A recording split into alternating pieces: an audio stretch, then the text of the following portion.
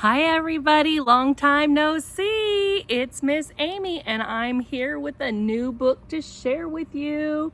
So a lot has changed. I did a lot of these videos back in 2020 when we were dealing with COVID, and I'd keep saying that I'm going to come back and get on here and do some videos, and I haven't. As you can see, I'm outside. You might hear some sound effects. The lighting's not good. It's a little warm, but that's okay. I want to do this and stop making excuses. So a lot has changed since I last saw you. I am now a special education teacher in elementary school. So I'm no longer a paraprofessional, but I still love reading stories. And that's actually where this came from. We have a story time in our classroom during our daily schedule. And my students go to the library on Friday. And one of my students asked for a particular book by this particular author, Mo Willems. But I guess our school library did not have the book that he wanted, but they had two other books, and this was one of them. And I read this book to my students and I fell in love with it instantly. In fact, Abigail, you can see her on the James and the Giant Peach books and some of my other books, is now going to start going to school to be a teacher too. And so her classroom, she wants to do dinosaurs. And so I read this book and I'm like, I have to get this for Abigail. And it's a really sarcastic book. It is Goldilocks and the Three Dinosaurs by Mo Willems. He is the author. It does not say an illustrator on here. Let's see on one of the other pages. Nope, I don't see it. Now, just a reminder, I do not own the rights to this book. I just own the book now, and I just want to share it with you. Yeah, I was going to do this live, but I knew it wasn't going to work. So there might be some glitches and some pauses. It's been a while. And again, dogs. So I don't see one for the illustrator. I don't own the book. I own the book. I don't own the rights. The publisher says HarperCollins publisher, Blazer plus Bray. Anyways, I think this is really cute. Look at all there's a bunch of check marks through here. It says like Goldilocks and the goldfish, and it's crossed out, or the three goldfish. Goldilocks and the free foxes crossed out. Just a bunch of different things. I feel like this isn't going to be the greatest video, but I still want to read it. Maybe I'll do a redo later. I don't know.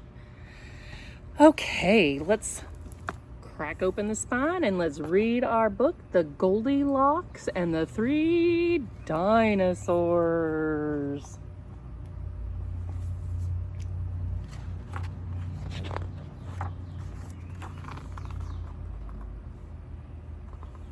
Here's our pictures. Not the greatest because of the sunlight.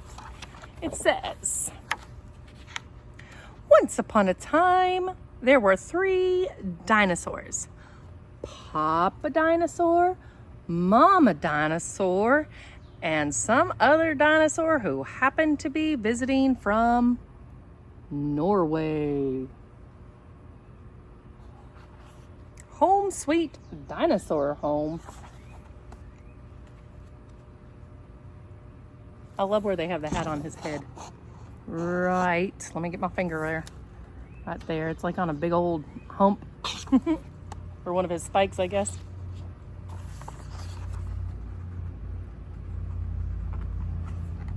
Again, my stuff is not high quality.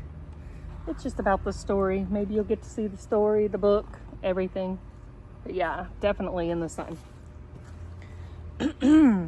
One day, for no particular reason, the three dinosaurs made up their beds, positioned their chairs just so, and cooked 3 bowls of delicious chocolate pudding at varying temperatures. Not even at the same temperature. Oh boy, said Papa Dinosaur in his loud, booming voice. It is finally time to leave and go to the,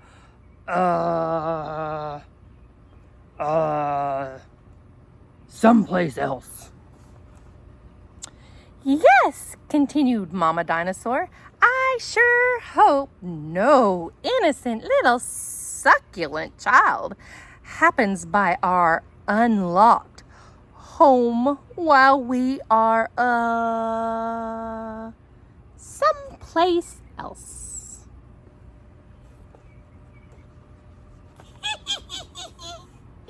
She's laughing. I'm sure he is too.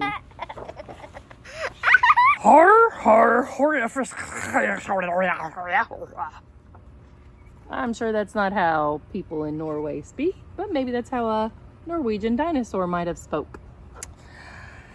Then the other dinosaur made a loud noise that sounded like a big evil laugh, but was probably just a polite Norwegian expression. We'll never know because, well, I won't know. I don't speak that language.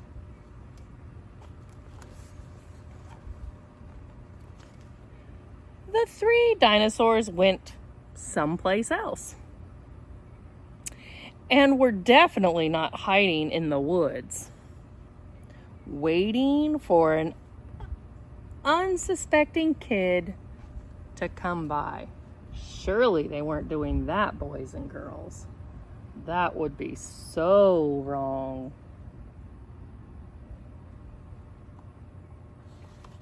Hoping you get some of the good pictures. Sure enough, 5 minutes later, a poorly supervised little girl named Goldilocks came traipsing along. There she is. Maybe it looks better on here. 2 miles. Very nice house. I don't know about that. Look at all the dinosaurs hiding in the woods, if you can see it. Just then, the forest boomed with what could have been a dinosaur yelling, "Gotcha!" But I'm pretty sure it was just the wind. The loud noise was immediately followed by another loud noise that sounded kind of like, "Be patient, Papa Dinosaur. The trap is not yet sprung."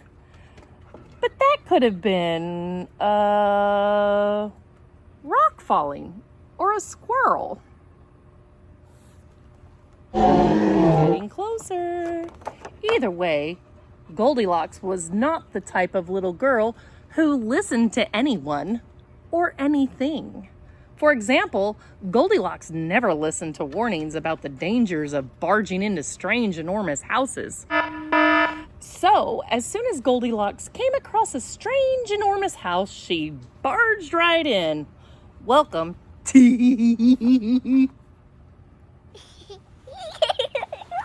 Boys and girls, you should never go into a stranger's house, and you definitely should never be walking alone, especially in a forest. Really anywhere. It's not safe. Inside, Goldilocks immediately smelled the 3 bowls of delicious chocolate pudding. Said Goldilocks. That chocolate pudding smells delicious. If only I could get all the way up to the top of the counter. Then Goldilocks noticed a very tall ladder. That just happened to be there and certainly wasn't left on purpose. Goldilocks climbed up the ladder and found herself face to face with 3 gigantic bowls of chocolate pudding.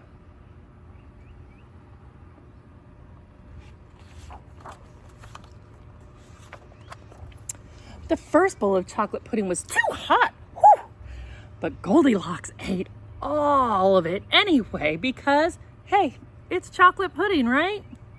The second bowl of chocolate pudding was too cold, but who cares about the temperature when you've got a big bowl of chocolate pudding? Not her. The third bowl of chocolate pudding was just right, but Goldilocks was on such a roll by now, she hardly noticed.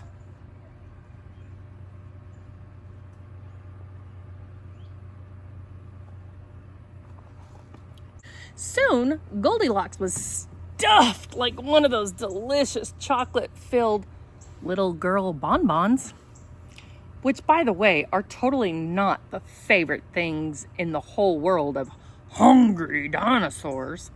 Tired and groggy, Goldilocks noticed 3 chairs in the living room, so she climbed down the ladder and walked out of the kitchen.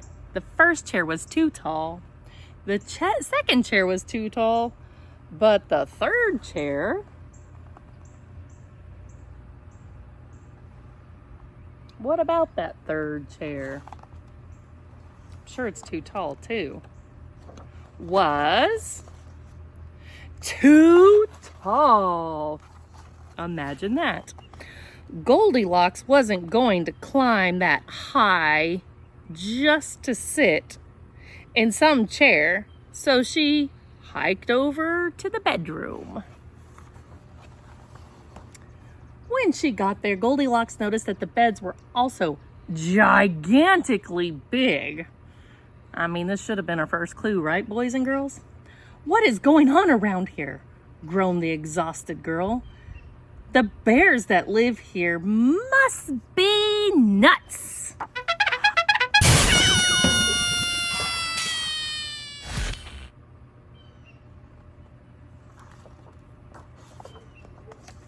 Just then, the room filled with a loud booming noise that was either a passing truck or a dinosaur gloating, "A few more minutes and she'll be asleep.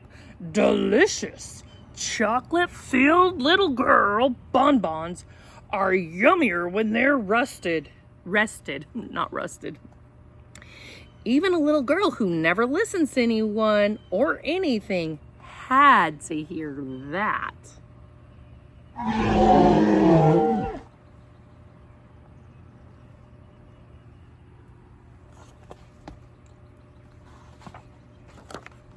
Goldilocks took a minute to stop and think, which was longer than she was used to stopping and thinking. "Hey," she told herself, "this isn't some bear's house. This is a dinosaur's house." Say what you like about Goldilocks, but she was no fool. As quickly as she could, she ran to the back door and got out of there. It says right there on the thing, wipe your talons. I don't think I want to go into a house that says wipe your talons.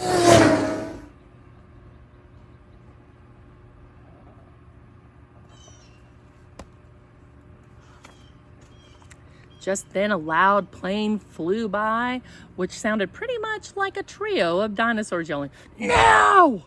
or "Charge!" or the Norwegian expression for "Chewy bun bun time." Suddenly and completely coincidental, the 3 dinosaurs rushed through that front door. But they were too late.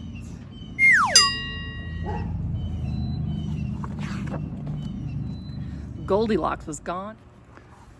All that was left in the house were 3 disappointed dinosaurs. And they don't even have chocolate pudding to eat, do they, boys and girls?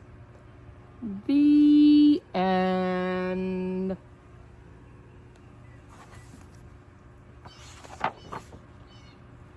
And the moral is, if you ever find yourself in the wrong story, just leave.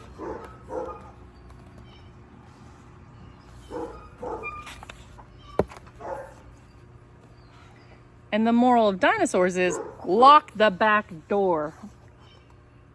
I was thinking it said don't lock the back door. See, there's those dogs.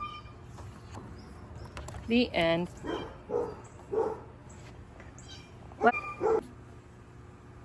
Well, thank you, boys and girls, for enjoying another book for me. Very low quality, but I'm glad you sat around and joined me.